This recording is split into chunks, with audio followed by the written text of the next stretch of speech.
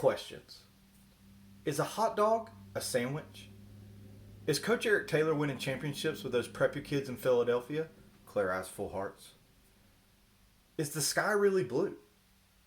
Does a straw have one hole or two? And is cereal a soup?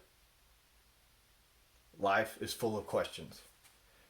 Is it okay for us to have questions when it comes to our views of God? Is it okay to have doubt? See, we believe that there's something wrong with us if we have questions in our faith or even have some doubt, that we almost feel ashamed to admit that. But if we're honest, like we do have questions.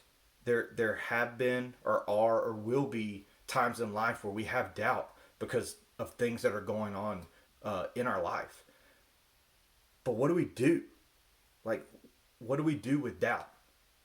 Like tonight and in the coming weeks, I want to look at that. And as I do everything, let's look at what the Bible has to say about it. Tonight, I want to look at Jesus and how he's dealing with somebody firsthand that is having doubts and his response to them. In Mark chapter 9, we find a father coming to Jesus. He's come to the disciples. He's asked them to pray for his son, to heal his son, who has this seizures brought on by a evil spirit who's convulses him, and his father says oftentimes we'll try to destroy him by throwing him into fire or throwing him into water. And so we find Jesus stepping onto the scene after the disciples have been unable to help this father and to heal this son.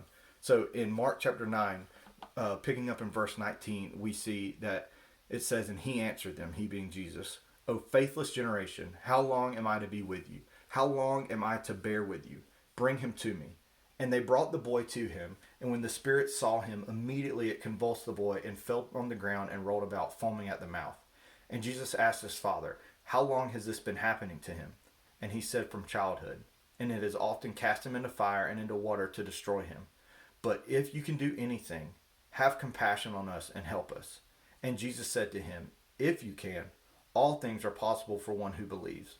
Immediately the father of the child cried out and said, "I believe, help my unbelief." So we see there, Jesus is been approached by this father. He's asking for help. And the father says, "If you can do anything."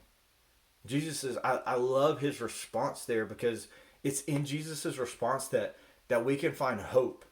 For those that have faith, we can find hope in Jesus. He says, "If I can." Like, Jesus' response should give us so much confidence. So it's like, of course I can. I can do anything. Jesus even says, "I can do anything for those that believe." And then the response of the Father, like, that's me, man. Like, I can relate to that. And we should be able to relate to the Father. Like, I believe, Jesus, but help my unbelief. See, life is tough. We live in a broken world. We deal with sin. There's things that happen to us. There's things that are going to happen to us, or that we're going to have to deal with, that we're not going to be able to make sense of. That we're going to wonder, why is this happening in our life? Or how can anything good come from this? That's when doubt can come in. That's when we can start to question things. But is it okay to do that? Like, we see the Father doubting right then. The disciples had failed him. The disciples were not able to help him. And so Jesus comes and he's kind of like, "If you can," because he's putting Jesus on par with the disciples. Like, if you can, like, they couldn't, but if you can. And Jesus is like, "If I can, of course I can." And so that's the confidence we need to have in Jesus. That's the confidence we need to know that our faith gives us, is that we have a Father in heaven who loves us, who is with us, and who is in control. And we know that the Bible tells us that God works on the behalf of those who love him, that he works things out for our good. Now, doubt and questions can rise when God's good for us, when his plan for us, when we can't see the good in it. When things happen and are unfolding in our life where we honestly don't know why it's happening, like, those are times when doubt can rise, when questions can come. But it's in that we need to remember who we serve. We need to remember that it's still our faith. It's our faith.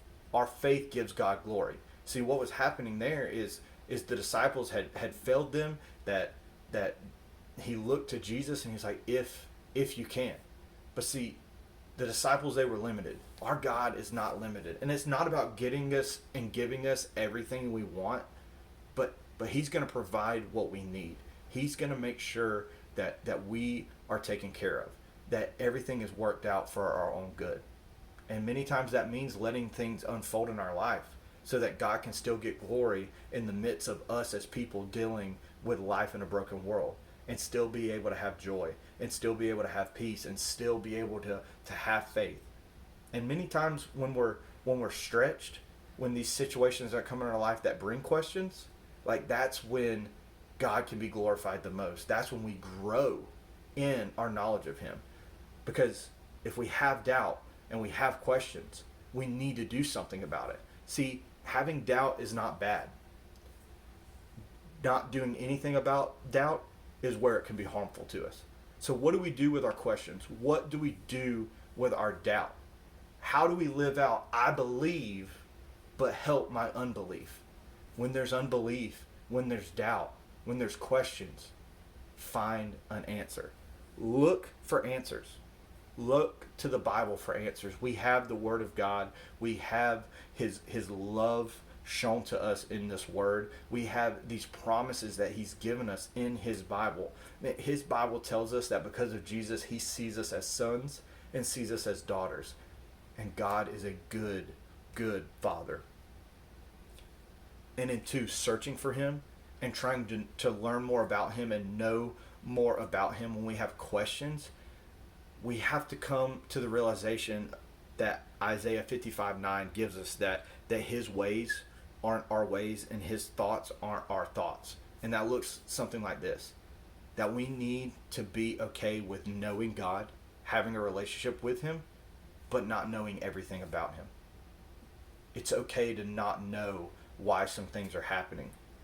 And I can only say that with confidence, and I can only give you those words telling you that you can find peace in that. And this is that it's okay not knowing why everything happens, because we know that somebody is in control, and that, again, going back on his promise, that he works things out for our good.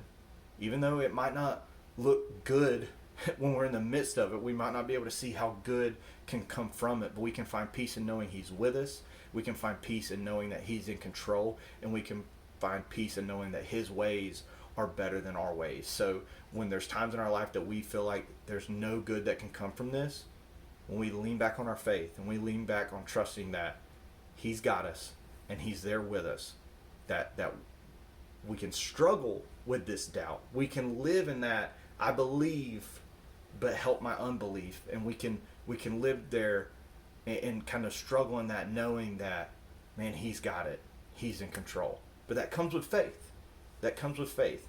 And in the midst of those times that we stand strong and that we stand firm in knowing who we believe in, that when rubber meets the road, when life gets tough, like, we can walk through those uncomfortable moments. We can look for answers to questions that we have, knowing that our God's there for us. We might not know all the answers, but we know who does. And we continue to seek him, and that's where we're strengthened.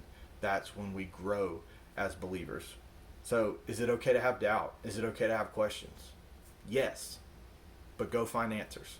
Go seek answers. It's okay to doubt. It's not okay to do nothing about that doubt. All right? I love you guys. I can't wait to talk to you guys tomorrow on Zoom. Remember, middle school at 5:30, high school at 7. I hope y'all have a great day. Love y'all.